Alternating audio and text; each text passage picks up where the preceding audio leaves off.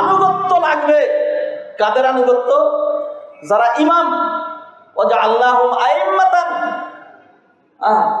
তারপর অন্য আয়াতে আল্লাহ সুবহানাহু ওয়া তাআলা এই ইমামরে উলিল আমর বলেছেন, ইয়া আইয়ুহাল্লাযীনা আমানু আতিউল্লাহা ওয়া আতিউর রাসূলা।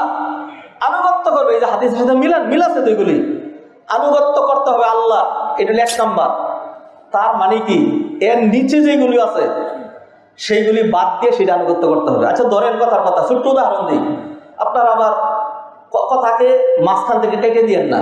ধরেন আমাকে একজন পুলিশ বলছে এই কথা শুনতে হবে, আর আমার প্রধানমন্ত্রী বললেন এর উল্টাটা না, ওইটা করতে হবে। আচ্ছা এমন অবস্থায় আমার যদি আকল বিবেক থাকে, নিঃসন্দেহে বলবো যে চুলকুপুঠি, হ্যাঁ এই পুলিশের কথা আমি শুনবো, আর আমাদের দেশের যিনি প্রধানমন্ত্রী তার কথা বাদ দিব, এটা হইতে পারে না। আমি নিঃসন্দেহে তার কথাটাই কি করবো, প্রাধান্য দিব। মানে কি, আমার উপরে 2 জন দায়িত্বশীল আছে। ধরেন আমি বাবার সবার ছোট্ট সন্তান, এখন আমার ইমিডিয়েট বড় ভাই বলছে তুই এই কাজটা কর। এই ভাইয়েরা কে কে ঘুমাচ্ছেন, কথা শুনেন। আমার ভাই বলছে তুই এই কাজটা কর, এটা শুন। আর আমার বাবা বলছে তুই এটা করতে পারবি না, তুই ওইটা কর। তো এখন অ্যান্সারটা আমি দিই। যে কোনো মানুষ বলবে আমার ইমিডিয়েট বড় ভাইয়ের কথা শোনা যাবে না, শুনতে হবে কার কথা? আমার বাবার কথা। এটা যদি বুঝে থাকেন, তাইলে আমার বস আমাকে যেই অর্ডার দিল, না হোক অর্ডার, অন্যায় অর্ডার, আমার আখিরাত নষ্ট হয়, মানবতা বিরোধী, হকের উল্টা সেই অর্ডার দিল, সেটা মেনে বলবেন যে এটা উপরের নির্দেশ।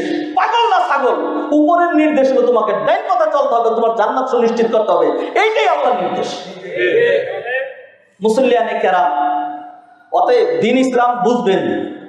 দ্বীন ইসলাম এটা খতিবের পক্ষের না, খতিবের বিপক্ষের না। দ্বীন ইসলাম শুধু সাধারণ জনগণের না, দ্বীন ইসলাম সবার রাইট সিকিউর করেছে। আল্লাহ তার রসুল, রসুলের ব্যাখ্যাটা মানি নেই, সময় কোলাবে না। এরপরে বলছেন ওয়ালি আইম্মাতিল মুসলিমিন, যারা দেশ পরিচালনা করেন তাদের আনুগত্য করা লাগবে, তাদের আনুগত্য করা লাগবে।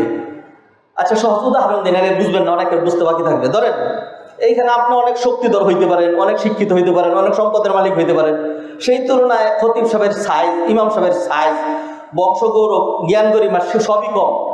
এখন এই জুমার সালাতে আসছেন, এখন এই নামাজের সময় ইমাম সাহেবের আনুগত্য করা ছাড়া আমি কি কম বুঝি, আমি শিল্পপতি, আমি পুঁজিপতি, আমি রাজনীতিবিদ, আমি এরকম সেরকম ইমামের কথা শুনবো না, আপনার নামাজটা হবে না, কোনোটি হবে না। তাইলে এখানে ইমামের আনুগত্য করা লাগবে।